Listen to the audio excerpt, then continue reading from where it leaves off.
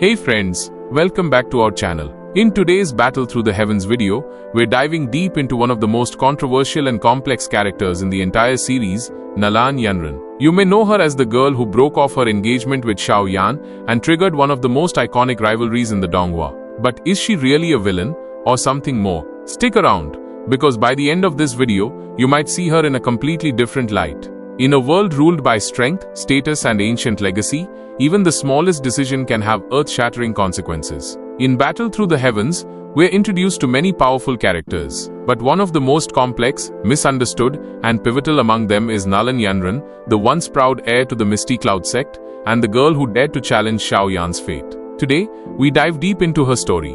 Who is Nalan Yanran? Why did she become one of the most controversial characters in the Donghua? And how did her choices ultimately help shape the rise of Xiao Yan? To understand Nalan Yanran, we must first understand where she comes from. She is a direct descendant of the prestigious Nalan family, one of the noble clans in the Jiama Empire. From birth, she was surrounded by the expectations that come with status and strength. But even more influential than her family was her connection to the Misty Cloud Sect, one of the empire's most powerful cultivation factions. As the personal disciple of Yun, the leader of the sect, Nalan Yanran was raised to become a symbol of the sect's future, a proud, strong, disciplined cultivator. She was talented, proud and ambitious. In a world where power meant everything, she had every reason to believe she was walking the right path. But her destiny was tied to another name, Xiao Yan.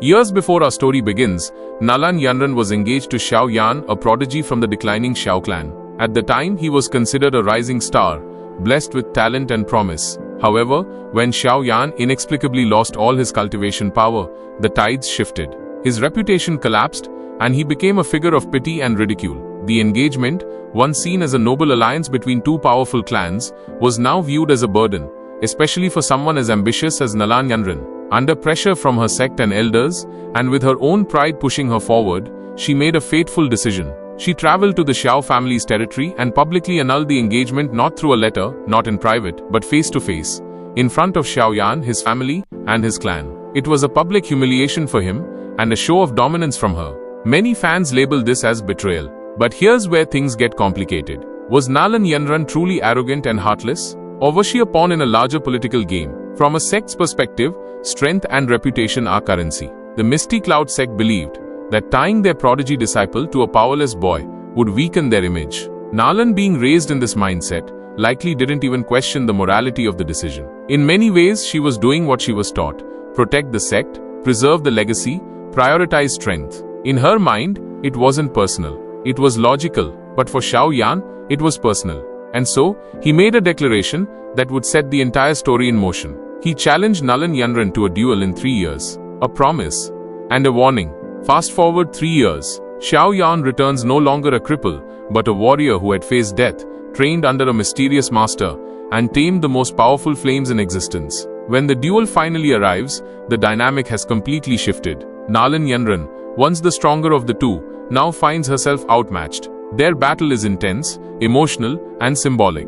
It's not just a contest of strength. It's a clash of ideologies, of paths taken, choices made, and pride wounded. Xiao Yan wins, decisively, and in that moment, Nalan Yanran's image begins to crumble, not just in the eyes of others, but in her own.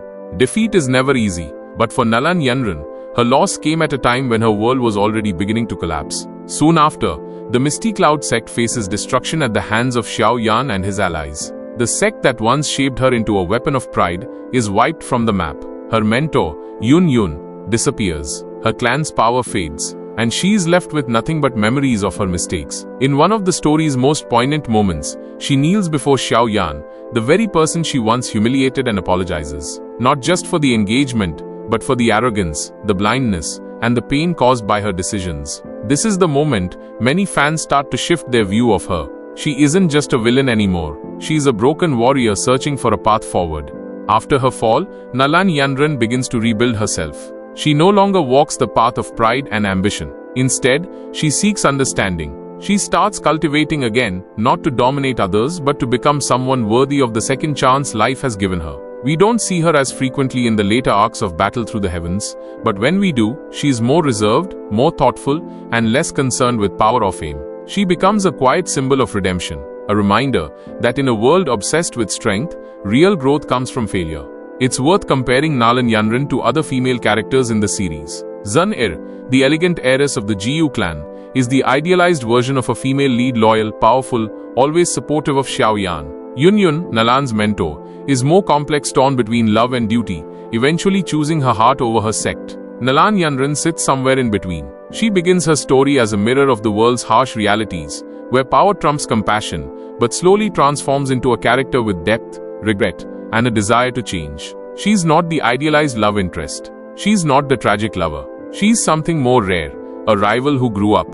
Within the Battle Through the Heavens fandom, Nalan Yanran has long sparked debate. Some viewers still see her as the villainess who got what she deserved. Others have come to respect her arc and acknowledge her courage in facing the consequences of her actions. But regardless of which side you're on, one thing is certain. Without her, there would be no Xiao Yan as we know him. Her decision to break the engagement lit the fire inside Xiao Yan. It gave him purpose, it gave him rage, and it gave him the motivation to walk the path toward becoming a Dodai. So the question remains, was Nalan Yanran a mistake in Xiao Yan's past, or was she the catalyst for everything that came after? Nalan Yanran's story is not one of good versus evil. It's a story of choice and consequence, of pride and humility, of power and humanity. She reminds us that not every character in a fantasy world needs to be a hero or a villain. Some are simply people flawed, pressured, and trying to survive in a world that demands too much from them.